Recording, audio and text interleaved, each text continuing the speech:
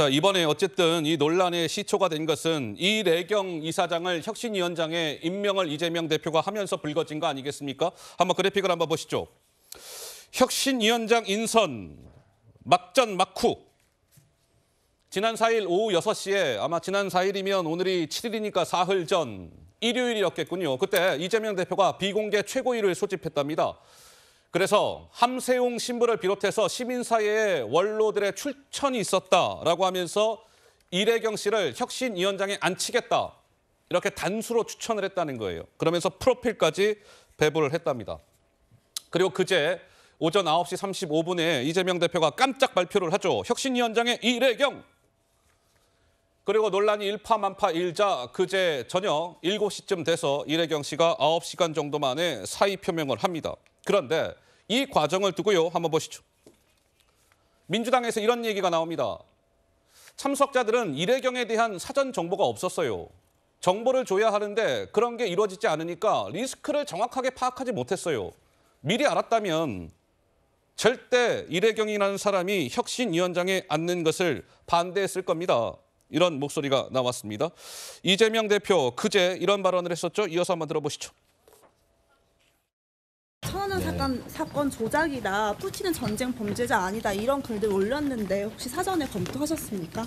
그 점까지는 저희가 정확한 내용을 몰랐던 것 같네요. 대표님 직접 추천하셨던 걸로 아는데 좀 지명 배경은 어떤 걸 보고 하신 거예요?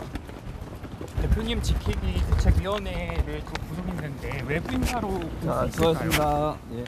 완전히 실패한 인선이었다 이렇게 평가를 합니다. 그래도 최소한의 어떤 인사검증 절차와 과정을 거치게 되는 것인데 이거 SNS만 살펴봐도 다 나올 수 있는 그런 문제였지 않습니까? 그래서 또 민주당에서는 이재명 대표가 천안함 자폭 발언 논란이 드러나자 몰랐다면서 공개적으로 꼬리 자르기를 했는데 대표가 아주 거칠게 얘기를 했군요. 이재명 대표가 민주당을 가지고 놀고 있다. 이재명 홀로 혁신위원장 인선을 결정했습니다. 왜 대표가 인재풀을 혼자 쥐고 돌립니까? 그러니까 일각에서는 비명계 제압을 노린 이재명 대표가 확실한 자기 사람을 찾으려다가 무리수를 뒀고 혁신은 물 건너간 것 아니냐 이런 비판이 나오고 있는데 김현주 대변인님 의견은 어떠하신지요?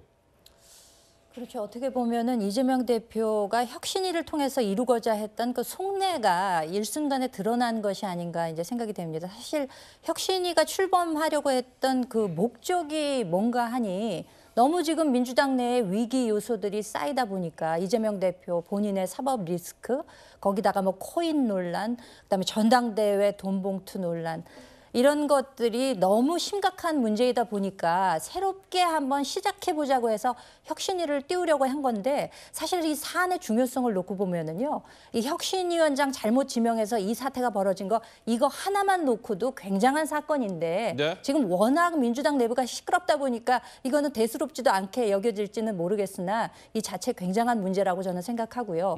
이렇게 된 마당에 다른 사람 혁신위원장 지명하기 2배, 3배 어려워졌을 거라고 저는 보고요. 예. 과연 혁신위원회가 제대로 출범이나 할 수 있을까? 저는 그런 의문도 지금 가지게 됩니다. 그러면 이재명 대표는 왜 이래경이라는 카드를 꺼내 들었을까? 확실한 이재명 편이면서 혁신을 위해서 자기 손에 피 묻히기를 두려워하지 않을 사람을 고른 것 같다. 이재명 대표가 이래경이라는 분을. 친명 인사를 무작정 불러들이려다가 일어난 사달이다. 돈봉투 코인, 사법 리스크에 쫓기자 이재명 대표가 무리수를 두신 것 같아요. 그게 아니면 도무지 이해할 수가 없다. 어떻습니까? 장현주 변호사님, 당내에서 나오는 목소리들 좀 동의가 되십니까? 사실 당 내에서도 당연히 비판이 나올 수 있는 지점이라고 생각이 듭니다. 우리가 혁신위원장에 대한 기대가 많이 컸었거든요. 특히 혁신위원회를 출범시켜서 민주당이 여러 가지 위기를 돌파할 수 있을 거다라는 기대가 당내 안팎으로 있었던 것인데 3주 만에 인선된 혁신위원장이 9시간 만에 사퇴하게 되는 사건에 대해서 당연히 민주당 내에서 여러 가지 비판이 있을 수 있다고 생각이 듭니다.